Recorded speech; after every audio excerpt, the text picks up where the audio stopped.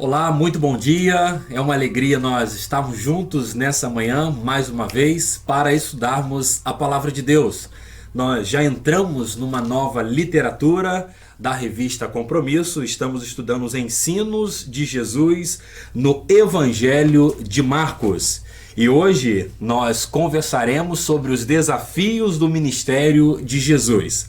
O autor nos propõe então o estudo de dois capítulos, o capítulo 2 e o capítulo 3, e nós vamos ler o início do capítulo 2 e faremos então um panorama das outras partes, tanto do capítulo 2 quanto do capítulo 3.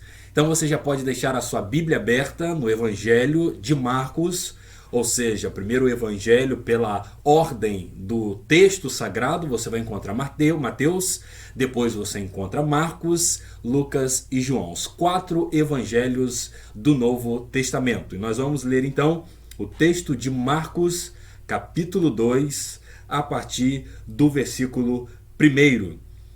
Marcos 2, versículo 1 diz: Alguns dias depois, Jesus entrou outra vez em Cafarnaum. Jesus entrou outra vez em Cafarnaum. E souberam que ele estava em casa. Muitas pessoas reuniram-se ali, a ponto de não haver lugar, nem mesmo diante da porta. E ele lhes anunciava a palavra. Então chegaram alguns homens, trazendo-lhe um paralítico, carregado por 4 homens. Impedidos de aproximar-se dele por causa da multidão, removeram parte da cobertura da casa, abrindo passagem pelo teto, acima do lugar em que Jesus estava.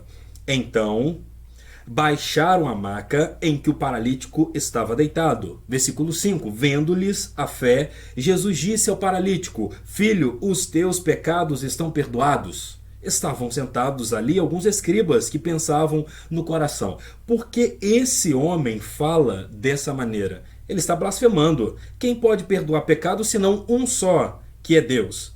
Mas Jesus logo percebeu em seu espírito que eles pensavam assim no íntimo e lhe perguntou-lhes: por que pensais desse modo no coração? O que é mais fácil dizer ao paralítico: os teus pecados estão perdoados, ou levanta-te, toma a tua cama ou maca e anda? Mas para que saibais que o Filho do Homem tem autoridade para perdoar pecados na terra, disse ao paralítico: eu te digo, levanta-te, toma a tua maca e vai para casa. Então ele se levantou e, pegando logo a maca, saiu à vista de todos, de modo que todos ficaram maravilhados e glorificavam a Deus, dizendo: nunca vimos coisa igual. Nunca vimos coisa igual. Vamos orar pedindo que Deus abençoe a sua vida, o seu coração, o nosso estudo, para que consigamos, além de compreender, colocar a palavra de Deus em prática no nosso dia a dia, sobretudo durante essa semana. Senhor, nós te agradecemos por esse privilégio de estudarmos juntos, Deus, via YouTube, Facebook, estudarmos a tua palavra. Abençoe grandemente a vida dos nossos queridos ouvintes, que consigamos compreender, guardar a tua palavra no nosso coração e, acima de tudo, Deus, praticá-la no nosso dia a dia.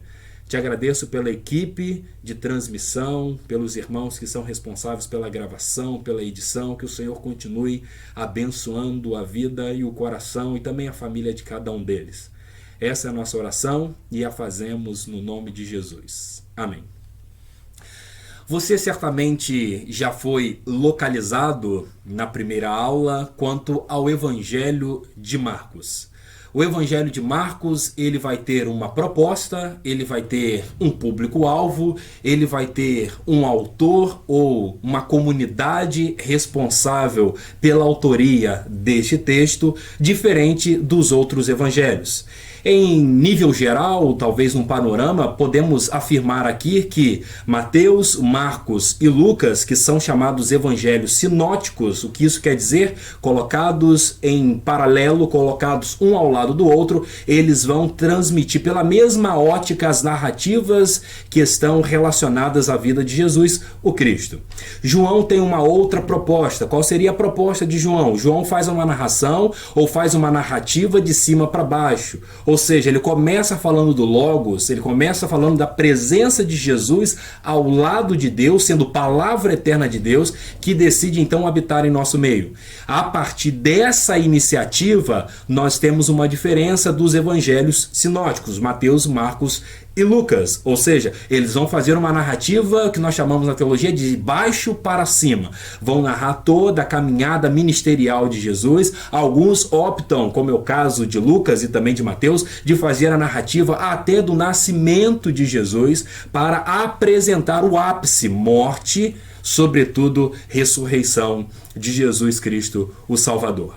O Evangelho de Marcos, ele é aberto e a sua abertura é um título que deve ser considerado por nós aqui e vai servir para toda a leitura do Evangelho de Marcos, ou seja, de todos os capítulos, os 16 capítulos que nós temos dentro desse Evangelho. Três chaves de leitura são essenciais para entendermos o Evangelho, e não diferente entendermos o capítulo 2, ou seja, no capítulo 2 nós teremos a narrativa sim da cura do paralítico, vamos falar daqui a pouco sobre essa cura, teremos também o chamado de Levi, que é o Mateus, teremos a narrativa sobre o jejum, sobre o sábado, o capítulo 3 também aborda outras questões, e dentro desse cenário é muito importante entendermos três chaves de leitura.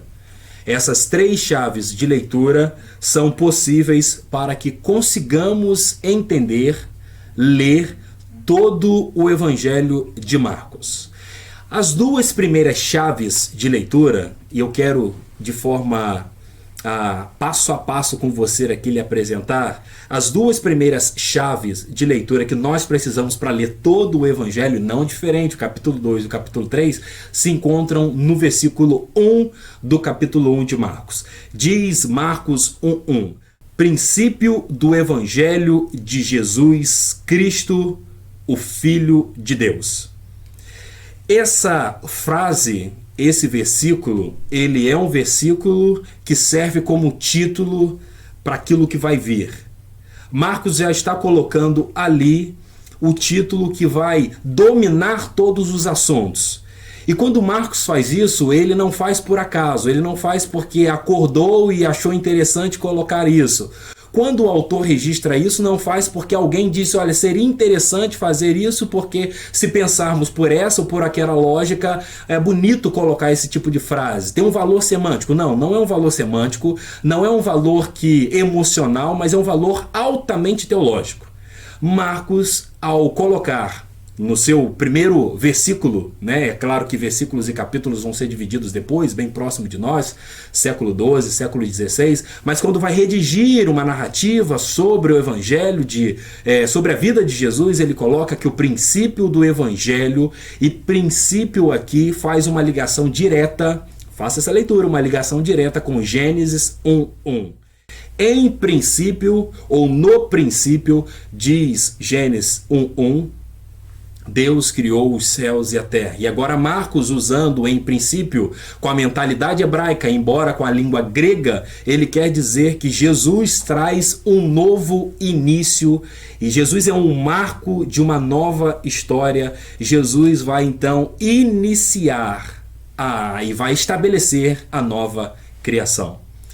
Então isso deve ficar frisado e guardado no nosso coração, porque a primeira chave de leitura é que Jesus, ele pontua, ele inicia uma nova criação.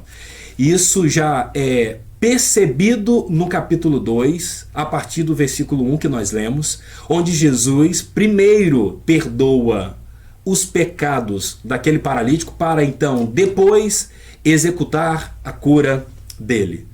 Isso significa que Jesus deseja estabelecer na vida daquele homem um novo ser humano, ou seja, Se é princípio do Evangelho, e nós vamos falar sobre a segunda chave de leitura, já volto nesse ponto, mas se é princípio do Evangelho, é uma nova criação, primeiro, a necessidade maior daquele homem é a cura dos seus pecados, é o perdão das suas falhas, e Jesus então percebe, diz o texto que nós acabamos de ler, percebe todo esse envolvimento, toda essa disponibilidade dos seus amigos, e ali então eles vão subir, vão abrir o telhado, vão descer o paralítico bem próximo de Jesus, e aí Jesus então libera: perdoados são os teus pecados. Voltemos então à chave de leitura. Primeira chave de leitura, Marcos nos ensina e pontua que Jesus Cristo, ele é aquele que dá início à nova criação de todo ser humano, de todo homem, de toda mulher. Agora, percebendo, ainda no versículo 1, disse então que nós temos duas chaves de leitura para todo o Evangelho, não diferente, capítulos 2 e 3, no único versículo, ou seja, no título. Assim como Gênesis 1:1 é um título para toda a narrativa que vem após o versículo 1, 2 em diante no caso, aqui não diferente. E aqui nós temos então princípio do Evangelho, e não é um Evangelho do imperador. Preste atenção, aqui nós vamos precisar conversar rapidamente sobre o que seria evangelho na sociedade romana. Evangelho significava anunciação, proclamação dos feitos do imperador. E quando Marcos pontua que o evangelho ele é de Jesus, e aqui nós temos uma outra informação, filho de Deus, ele está querendo dizer que Jesus é o verdadeiro filho de Deus, porque o imperador também era visto como uma espécie de uma representação, um representante de Deus na terra, tendo de certa forma uma filiação. Marcos rompe com essa mentalidade secular, conversa a partir dessas categorias com os seus ouvintes, por isso que nós, estando distante, precisamos fazer a leitura a partir do próprio texto, usar as lentes para entendermos o texto. Marcos então vai fazer e vai usar categorias da sua própria geração, do seu tempo, da sua sociedade, da sua cultura, para dizer que o verdadeiro evangelho não são as boas notícias que proclamam a respeito do rei, ou melhor, a respeito dos imperadores, dos Césares, mas, e sobretudo, a verdadeira mensagem, a verdadeira salvação, a excelente notícia que muda, e voltando ao primeiro princípio, a chave de leitura, voltando ao princípio, a primeira chave de leitura, a nova criação só é possível por intermédio da boa notícia, do Evangelho, que é Jesus. E ele não é filho dos homens, ele é filho de Deus. Então, nós conseguimos já aqui abordar duas chaves de leitura para que depois você consiga com calma ler o capítulo 2, ler o capítulo 3 e perceber que essas questões estão imersas e podem ser usadas como lente para ler todo o Evangelho de Marcos. Retornemos, portanto, ao ao capítulo 2, ainda no início, no primeiro versículo, que diz que alguns dias depois, toda vez que você encontrar isso no seu estudo da palavra, é uma mudança de localidade, mudança geográfica. Isso significa que nós temos uma nova perícope, ou seja, aqui de fato inicia um novo texto. Mesmo se tivesse um outro versículo, aqui nós temos um novo texto, uma nova perícope se iniciando. Mudança geográfica, mudança temporal. Então nós temos duas coisas aqui. A primeira mudança do tempo, alguns dias depois.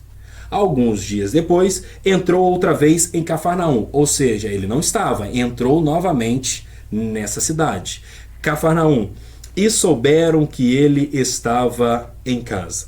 E quando nós pontuamos essa região, é muito interessante entendermos que o Evangelho de Marcos, ele faz uma classificação geográfica muito simples. Ele coloca Jesus na Galileia, ele coloca Jesus fora da Galileia, ele pode inserir Jesus na Judéia, e agora já estamos falando da região sul, e também em Jerusalém, que é a morte e ressurreição de Jesus. Então vamos lá.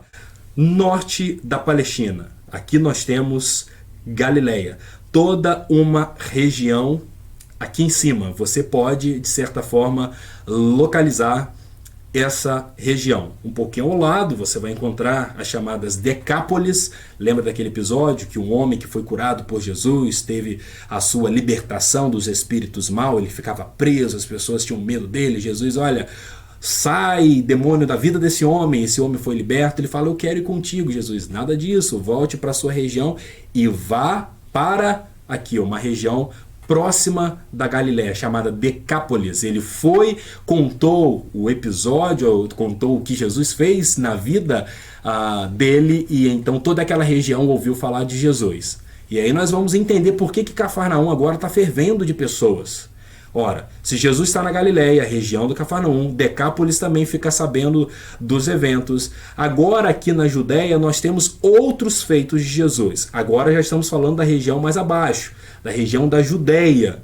Essa região da Judéia, um pouquinho mais abaixo você vai encontrar Jerusalém. Simples de localizar a geografia de Jesus. Norte, aqui nós temos o episódio lá daquele homem da Decápolis. Aqui abaixo nós temos a Judéia. Jesus está na região da Judéia quando ele se encontra com Marta, Maria e Lázaro, quando ele se encontra com o próprio João Batista, João capítulo 1, quando João aponta dizendo, vejam, eis o Cordeiro de Deus que tira o pecado do mundo. Essa expressão é o palco desse encontro, é nessa região da Judéia. Jerusalém é capital de toda a Palestina, onde ficava o templo. Beleza? Então nessa localização a gente já consegue perceber um pouquinho daquilo que estamos falando. O ministério de Jesus se concentra totalmente, diríamos assim, ao norte da Galileia, ou melhor, ao norte da Palestina, na Galileia. E depois Jesus tem outros episódios na região do sul, na Judéia, e também na região de Jerusalém. Mas o que é importante nós observarmos aqui é que a fama de Jesus foi crescendo. Eu disse para você, ele realizou feitos extraordinários no norte. Aquele homem, ele conseguiu espalhar também os feitos, a obra que Jesus fez, a transformação que Jesus causou na vida dele na Decápolis, e não diferente, Jesus começa a realizar milagres, e depois, mais próximo também da sua morte e ressurreição, Jesus vai ter embates fortíssimos com religiosos em Jerusalém. E você precisa... pode se recordar quando Jesus entra no templo, diz que as pessoas se perderam totalmente, transformaram a casa de oração, a casa do seu próprio pai, num covil de ladrões. Isso acontece no sul, em Jerusalém. Diz o texto que Jesus está agora retornando no capítulo 2, ele está cercado de muita gente, e souberam que ele estava em casa. Muitas pessoas, verso 2, reuniram-se ali. Agora nós conseguimos entender, não tinha espaço para as pessoas, porque a fama de Jesus começou a ser ainda mais aumentada, as pessoas propagavam. Jesus ainda pedia, nós chamamos a teologia de segredo messiânico. Jesus virava para a pessoa e falava, não conte isso a ninguém. Ou seja, Jesus não queria ser percebido única e exclusivamente como milagreiro, como aquele que faz as coisas para o físico, mas retornando à primeira chave de leitura, Jesus veio estabelecer o reino de Deus, e somente por meio dele, por intermédio dele, é possível se tornar o quê? Uma nova criação.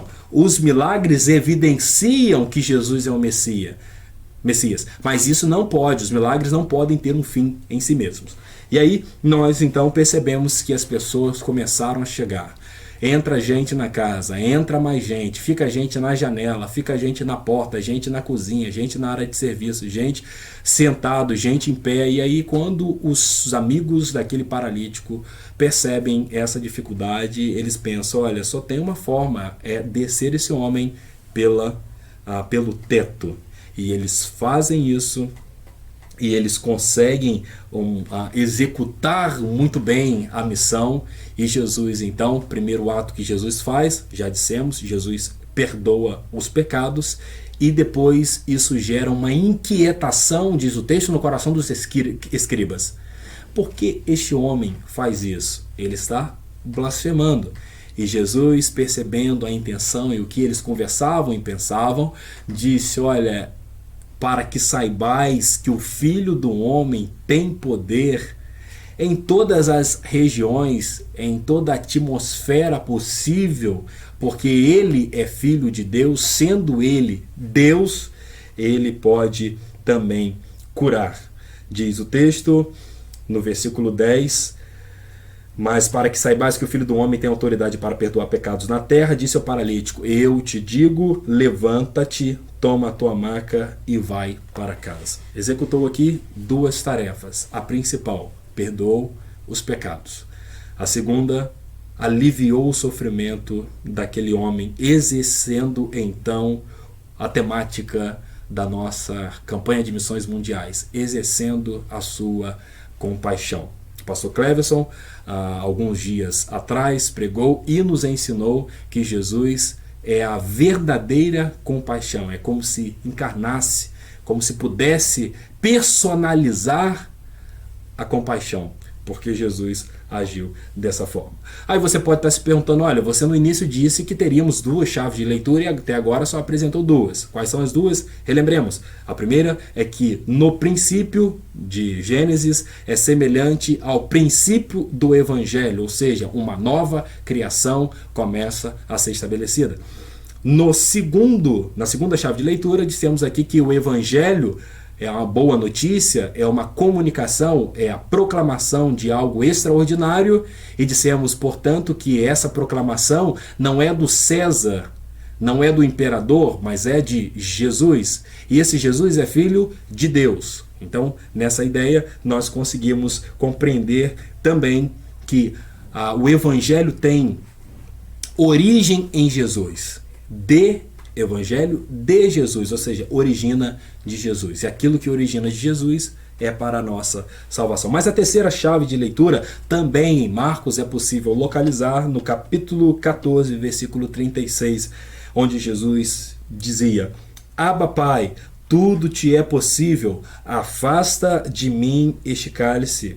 Contudo, não seja o que eu quero, mas sim o que tu queres. A terceira chave de leitura para nós aqui é a expressão que Jesus usa, que não era usual, que não era aceitável em muitas ocasiões, mas Jesus tinha uma intimidade com o Pai e ele, por isso, usa a expressão Abba, Pai. Capítulo 14, nós já estamos, você vai perceber, se temos 16 capítulos, estamos no final do Evangelho. E no final, nessa oração, o vocativo, com o chamado que Jesus faz, ele chama Deus como Abba, Pai. O que isso pode significar? Um teólogo do Novo Testamento, conhecido entre os estudiosos, chamado Joaquim Jeremias, ele vai pontuar e dizer que é impossível se dirigir a Deus desta maneira nos tempos de Jesus. Então, peraí, Jesus está fazendo algo que não é aceitável. Era muita intimidade. O judaísmo antigo dispunha de uma grande riqueza de modos a se dirigir ao próprio Deus. Mesmo a parte das orações, o judaísmo evita conscientemente aplicar a palavra Abba a Deus. No entanto, a expressão Abba era uma linguagem de criança. Não somente, mas também de criança. Era um falar do dia a dia, era uma expressão de cortesia. Para a sensibilidade dos contemporâneos de Jesus, teria parecido irreverente, até mesmo inimaginável, invocar a Deus usando essa palavra familiar. Terceira chave de leitura é que Jesus tinha uma relação com Deus, uma relação de filiação, não porque filho ele é inferior, não, mas porque ele se relacionava com o Pai.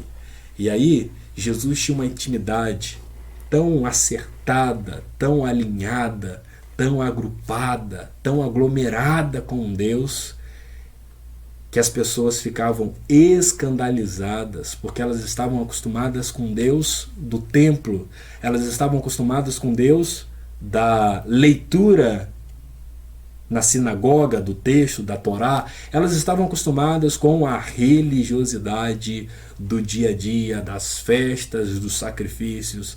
Mas Jesus, ele estabelece a nova criação, ele propaga, ele traz o evangelho verdadeiro, a boa notícia, porque ele é filho de Deus. E aí ele usa essa expressão. De igual modo, além de ter citado aqui Joaquim Jeremias, abro espaço também para citar Sebastião Santana, que diz que essa relação com o Pai, ele enxerga na sociedade, faz com que Jesus enxergue na sociedade Deus agindo e o reino dele presente também na sociedade. A expressão é chegar do reino de Deus não significa que ele vai em algum momento ser algo extraordinário, não, é no dia a dia. O reino de Deus, a vontade de Deus, o governo de Deus se dá aqui, agora, presente, neste momento, nessa sociedade. Jesus enxergava dessa forma. Jesus assume em sua vida dois valores bem definidos. A vontade do Pai, sendo filho, ele estava de acordo com a vontade do Pai, e o reino como presença por meio de sua prática no meio do povo.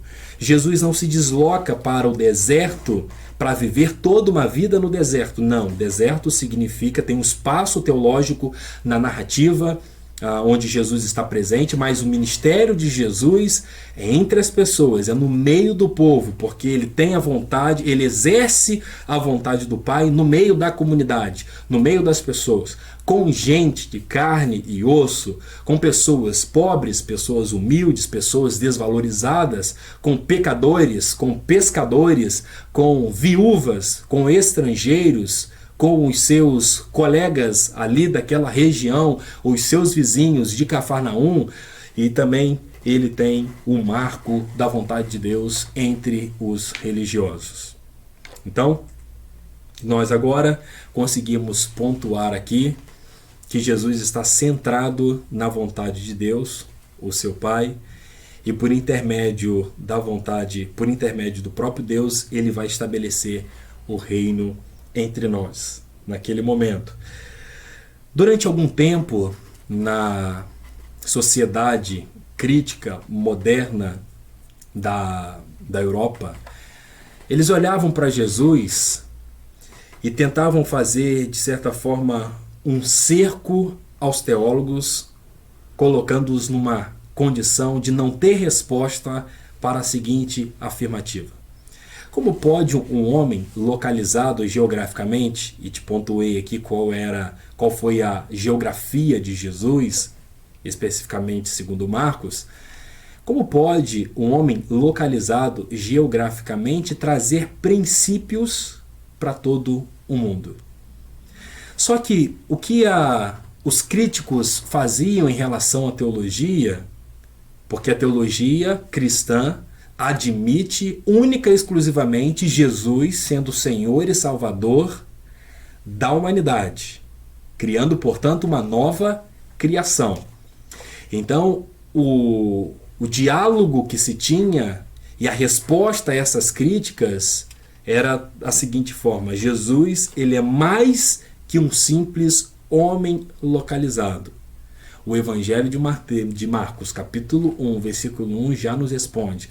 Ele é filho de Deus. E sendo filho de Deus, ele pontua e resgata princípios essenciais para a vida de todo homem e de toda mulher, que durante muito tempo foi perdido por N questões.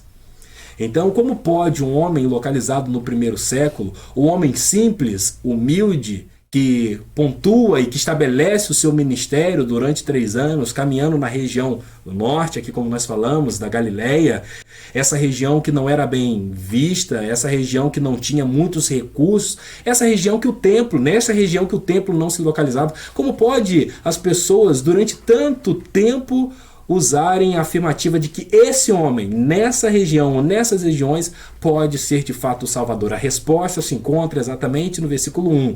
Jesus não é um simples homem. Ele é sim o espelho para todo homem e toda mulher. Mas ele é mais que isso. Ele é filho de Deus. Ele é Deus encarnado entre nós. E foi, sobretudo, entre as pessoas que com ele viveram. 3 chaves de leitura. 3 questões essenciais para lermos todo o Evangelho. E aí nós conseguimos então abordar a partir da temática que nós recebemos da literatura, que são os desafios do ministério de Jesus. É difícil perceber esse tipo de comportamento e não receber, a partir dele, oposição. No capítulo que nós lemos, já encontramos aqui uma posição bem definida: os escribas. E se você for continuar a leitura, e também pode fazer essa leitura paralela de Mateus, Marcos, Lucas, e também consultar e ler João, você vai percebendo que, de acordo com as falas, o comportamento e também a resposta das pessoas em relação a tudo que Jesus fazia, vai gerando no coração dos escribas, dos fariseus, dos zelotes, também dos saduceus, dos herodianos, ou seja, eu estou falando aqui de grupos específicos, grupos religiosos e políticos que viviam na mesma época de Jesus. Essas pessoas elas pensavam em alguns pontos e aspectos, pensavam totalmente diferente, mas para eliminar um inimigo comum, elas começam a tramar, elas começam a pensar, começam a idealizar, começam a perseguir uma única pessoa, o próprio Jesus. E aí sim nós encontramos desafios do ministério de Jesus, e esses desafios vão aparecendo a partir de diálogos, a partir de interrogações, a pessoas que se mostram como pessoas que querem aprender, mas que no fundo elas querem lançar dúvida e querem apagar a importância de Jesus para as pessoas que o rodeavam.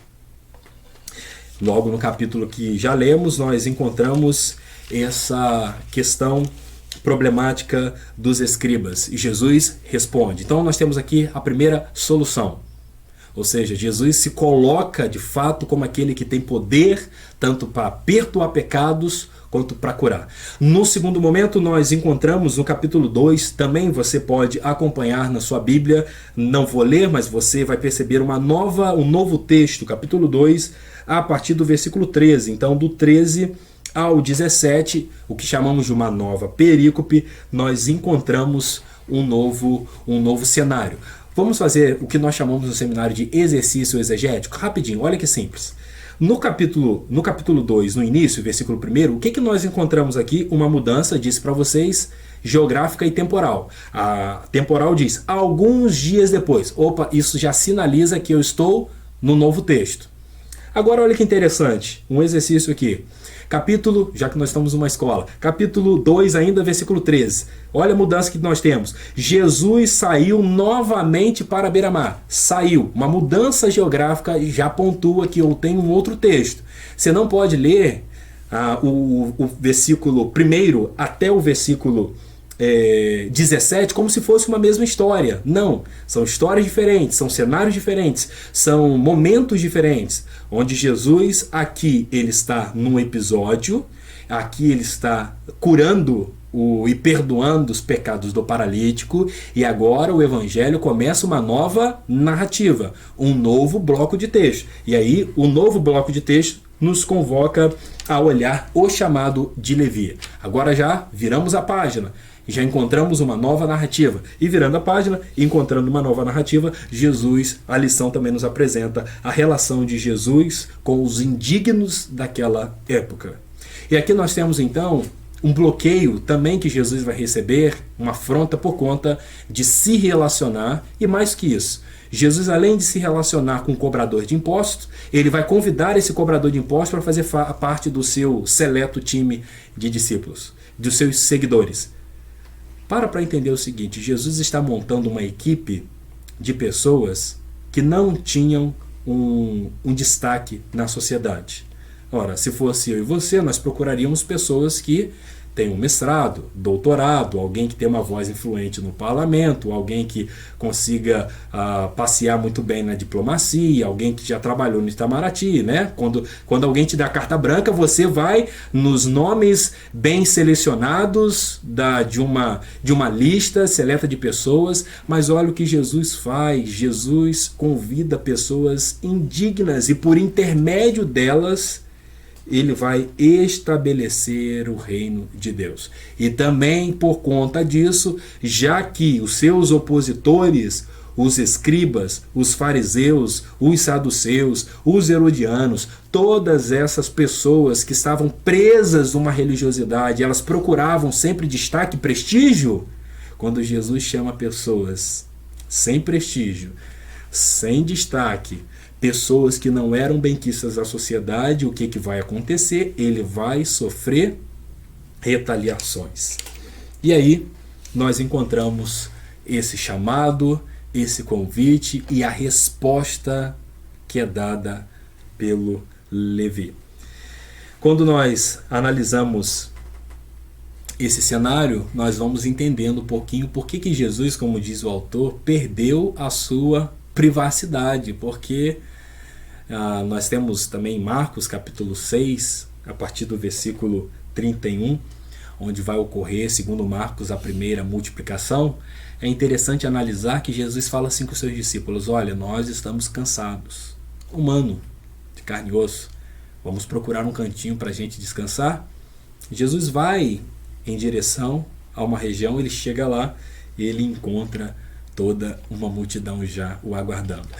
E aí o texto de Marcos é bonito demais quando relata o seguinte: Jesus, tendo compaixão da multidão, decide então sentar, conversar, explanar, e depois a multidão também fica com fome e ele alimenta aquela multidão. Só para dizer que Jesus estava cercado por pessoas, Jesus perde até mesmo a sua privacidade, parte do seu tempo para descansar, tudo isso para evidenciar, para proclamar, para apontar o reino de Deus. Dessa forma, então, nós percebemos que Jesus implementava o reino de Deus, e com isso ele se relacionando com essas pessoas indignas, e nesse grupo também de pessoas que não eram benquistas pela sociedade, nós encontramos pessoas impuras. E você deve ter uma lembrança muito fresca aí de episódios onde Jesus é tocado por pessoas impuras, ou ele toca nessas pessoas para curá-las. É interessante que Levítico capítulo 15, nós temos ali toda uma narrativa que traça e trata da importância da lei da impureza de homens e de mulheres. E o texto deixa muito claro que qualquer toque em algo que alguém impuro tivesse já tocado, tornaria aquela pessoa impura. Levítico 15 trata não apenas em tocar alguém impuro, alguém que teve um corrimento, alguém que passou por uma doença de pele, mas em tocar em algo que essa pessoa já tivesse tocado noutra ocasião. Ou seja, no Antigo Testamento, essa é a mentalidade. Se o puro toca no impuro, e nós já conhecemos essa frase, essa lógica, quando o puro toca no impuro, impuro ele fica. Só que no Novo Testamento, sobretudo em Jesus, quando o puro toca no impuro, o impuro fica puro.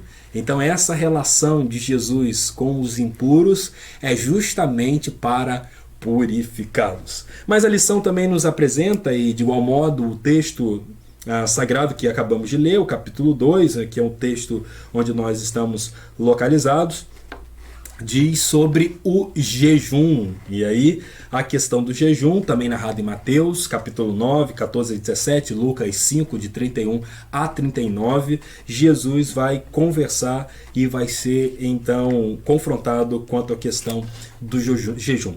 O autor da revista traz algo muito interessante, que diz que a prática do jejum, que deveria ser como sinal de humilhação, quebrantamento, transformou-se em discriminação e ostentação. Capítulo 6 de Mateus ajuda-nos a entender melhor este cenário, que é justamente o que acontecia. Algo que deveria nos aproximar de Deus, algo que deveria nos quebrantar, algo que deveria nos colocar a olhar para dentro de nós mesmos, fazer uma introspecção, uma análise, perceber quão frágeis nós somos e quão dependentes nós somos de um alimento, quanto mais de todo relacionamento com Deus, se tornou algo que pudesse ser ostentado. Eu jejuo, Tá vendo a minha fisionomia? Ela está abatida hoje porque eu estou jejuando. E se eu jejuo, se eu faço tais orações, se eu dedico isso, eu sou superior às pessoas que não fazem isso, ou às pessoas que fazem isso e não demonstram fazer. E aí Jesus vai colocar exatamente essas questões, esses pontos bem definidos, e Jesus faz isso novamente. O que eu disse lá atrás como chave de leitura, porque ele estabelece uma nova criação, princípios que foram perdidos durante tempos e tempos, Jesus deseja resgatar, sendo Filho de Deus, sendo Deus encarnado, pontuar. Então o jejum, que faz parte desse nosso texto, Jesus responde dizendo que ele precisa focar, ele precisa ser centralizado não em si mesmo, mas totalmente na dependência de Deus. E é interessante quando nós observamos isso, que essa questão da relação do jejum é bonito de se perceber, porque Jesus responde de uma forma especial. As pessoas estavam com a preocupação, logo no versículo 18 nós temos, por que os discípulos de João e os dos fariseus jejuam, mas os teus discípulos não? E Jesus diz, olha gente, enquanto o noivo se encontra na festa, as comparações, as metáforas, as analogias de Jesus são das melhores. Ele conta a história e por trás da história princípios são revelados. A gente tinha que aprender a contar mais histórias, aprendendo com Jesus e sua pedagogia. Mas é interessante que Jesus vai dizer, olha, vocês não precisam jejuar porque precisam aproveitar a festa do casamento. E o casamento no Israel antigo era diferente do nosso casamento. Dificilmente alguém com essa inflação elevadíssima teria condições de fazer um casamento como no antigo Israel. A festa levava ali dias e dias. Era de fato uma semana de celebração, tempos e tempos que podiam então as pessoas ficarem ali festejando. Lembra do episódio? João 2, porque falta o vinho e aquela preocupação. Retornemos para cá e Jesus fala, gente, vocês estão no melhor momento, vocês estão no ápice de toda a sociedade, que é o casamento, que é a festa, que é a celebração. E por que vocês estão preocupados? Por que vocês estão preocupados? O jejum deve ser uma realidade daqueles que não se encontraram com Deus. Agora vocês, eu estou aqui, eu sou Deus encarnado. Então a resposta de Jesus é com a sua própria presença e com a sua própria vida. Mas Jesus não desvaloriza o jejum. Algumas pessoas acabam se equivocando. Não, ele pontua que naquele momento, já que o jejum é a busca por Deus e Deus encarnado, a revelação máxima de Deus se encontra ali, não havia necessidade. Passemos, portanto, ainda para Jesus e o sábado. Não diferente, são costumes religiosos. O jejum, o sábado tinha uma ideia onde você deveria entender que não dá conta da vida, não dá conta dos recursos financeiros pelo seu próprio braço, pela sua própria força, e dessa forma você precisava tirar um dia para descansar. Mas não é um descanso como algumas pessoas fazem. Hoje eu tirei para descansar, e passam ali 10, 20, 30 horas assistindo filmes, séries, e as pessoas terminam mais cansadas que começaram ali o seu argumento de descanso. Mas não é uma vida no ócio, uma vida vazia, um descanso sem sentido, não. É novamente uma introspecção, uma análise. Eu vou tirar um dia onde eu não esteja nessa roda gigante e quase que incansável de trabalho, respostas, correria, transporte, tudo isso que nós sabemos no nosso dia a dia. Eu tiro um dia para repensar o que eu tenho feito da minha vida. O princípio do sábado, ele deveria ser respeitado. No entanto, como qualquer religioso costuma fazer, ele pega algo que é princípio, desvaloriza e dá uma ênfase na prática. E qual foi a ênfase na prática? Quem não obedecer o sábado não deve ser respeitado. Ou seja, caiu um animal no buraco, o animal deles, eles iam lá e tiravam. No entanto, quando nós percebemos o contrário, onde alguém que carece de uma cura, que carece de uma compaixão, ele é alvo dessa compaixão e da cura de Jesus, algo no sábado, isso acontece no sábado, essa pessoa vai logo pontuar e vai fazer então as suas críticas. E aí Jesus responde algo fenomenal: o Filho do Homem é Senhor do sábado. Ponto final. Ou seja, ele está acima, e foi ele, portanto, que colocou o princípio do sábado para que tivéssemos uma reflexão sobre a nossa vida. Essa semana me deparei com uma frase no filme do Charlie Chaplin, onde ele diz, um filme muito antigo, Grande Ditador, de 1990, desenvolvemos a velocidade, mas nos fechamos em nós mesmos. As máquinas que nos trazem abundância nos deixam carentes. Nosso conhecimento nos tornou cínicos. Nossa sabedoria, eu trocaria aqui, porque sabedoria, de acordo com o aspecto bíblico, é uma outra coisa, eu vou usar inteligência. Nossa inteligência nos fez duros e cruéis. Pensamos muito e sentimos muito pouco. Mais do que máquinas, precisamos de humanidade. Mais do que sabedoria, aqui eu troco por inteligência, mais do que inteligência, precisamos de ternura e gentileza. Sem essas virtudes, a vida se tornará violenta e tudo estará perdido. Algo que é pontuado no século passado, mas que traz uma realidade no dia a dia. E agora deixa eu pegar isso e fazer aqui uma conversão para a nossa EBD. Se nós não entendermos que o princípio da vida não é máquina, não são as tecnologias, não é trabalho, trabalho, trabalho, dinheiro, dinheiro, dinheiro, e perdermos o princípio da vida, que é Jesus, uma vida centrada nele, cumprindo os seus mandamentos e implementando o seu reino onde nós estamos inseridos, aí sim, retornemos à fala do Chaplin. Sem essas virtudes, a vida se tornará violenta e tudo estará perdido. Por fim, quero caminhar com você para falar sobre Jesus e a dureza do coração dos homens, onde nós encontramos já no capítulo 3, do versículo 1 ao versículo 12, e isso é perceptível, já abordamos sobre essa realidade. Jesus e sua liderança, capítulo 3, de 13 a 19, Jesus estabelece um grupo de pessoas que foram líderes depois da sua ascensão aos céus, e essas pessoas entenderam os princípios da liderança. A revista traz esses princípios e eu acho importante citá-los aqui porque são relevantes demais. Primeiro princípio, segundo a sua vontade. Texto de Marcos, capítulo 3, versículo 13. Um dos atributos de Deus é a soberania. Ele mesmo decide sobre quem seriam os seus líderes. Os líderes do ministério foram estabelecidos segundo a vontade de Deus. Esses líderes foram estabelecidos para o cumprimento de algo, para pregar a palavra do seu reino. Versículo 14. Esses líderes precisavam então ter uma vida com ele. Liderança sem a companhia de Jesus, sem a companhia de Jesus, sem a orientação de Jesus, sem o relacionamento com Jesus, cai no vazio. Em vez de autoridade espiritual, se torna autoritarismo. Versículo 16 a 19. Pessoas imperfeitas. O grupo de líderes é um grupo de pessoas imperfeitas também, e não diferente. Não espere perfeição de pessoas. Não espere perfeição de pessoas. No dia a dia você vai sempre encontrar, com líder ou não líder, imperfeições.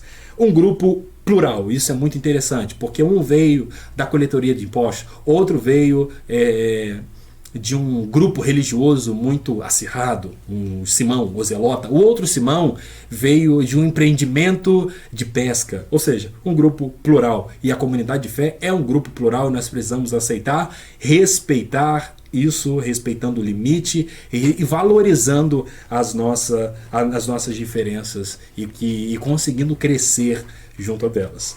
A autoridade para libertar os oprimidos, versículo 15 do capítulo 3, é o que nós encontramos quando nós pontuamos sobre o grupo estabelecido na liderança de Jesus. A revista então nos apresenta esses aspectos, os desafios do ministério de Jesus. Então encontramos os capítulos 2 e 3, princípios, encontramos narrativas, questões que podem fortemente comunicar o nosso coração. Ao final do capítulo 3, e eu vou apenas pontuar, temos do versículo 20 ao versículo 35, Jesus e os demônios. E o que é mais importante saber sobre essa questão é de que Jesus está acima de todas as pessoas. Jesus é Senhor acima de tudo e de todos, e o autor então pontua algo muito interessante. Todo poder foi-lhe dado, inclusive sobre os demônios, conforme 1 João, capítulo 3, versículo 8. Sua palavra nos garante, o diabo não nos toca, fique tranquilo. Se você tem Jesus como Senhor e Salvador, 1 João 5,18. Porque maior é o que está conosco, 1 João 4,4. Porque ninguém arrebatará as ovelhas de suas mãos, João 10:28. Nessa relação que às vezes preocupa as pessoas quanto aos demônios, se você tem Jesus, a sua vida, como diz Paulo escrevendo aos Efésios, foi selada pelo Espírito. Há uma marca de propriedade, ninguém toca naquilo que é do Senhor. Finalizando, eu quero concluir voltando aos 3 princípios. Quero te dar essas 3 chaves, quero enfatizá-las, para que você possa, de forma breve, às vezes sucinta e clara, ler o Evangelho de Marcos, todos os demais capítulos. Primeiro, ele é o princípio do Evangelho, que não é meu, nem é seu, não é do presidente, não é de pastor, não é do imperador do primeiro século, é de Jesus, o Filho de Deus. E se é de Jesus, se origina de Jesus, segundo a chave de leitura, ele é para a nossa salvação. É a proclamação mais alta, mais elevada que nós encontramos da comunicação de Deus em direção ao ser humano e à sua humanidade criada. Terceiro, Jesus usa a chave de leitura que nós podemos abordar aqui, que ele chama Jesus de Abba Pai, a sua intimidade.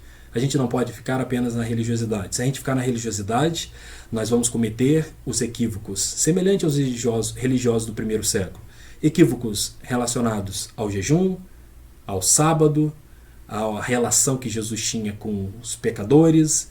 Tudo isso vai ser um grande problema para nós, porque perdemos o princípio. Os princípios são revelados e estabelecidos fortemente no nosso coração quando nós temos uma relação de pai e filho, quando nós nos relacionamos com Deus.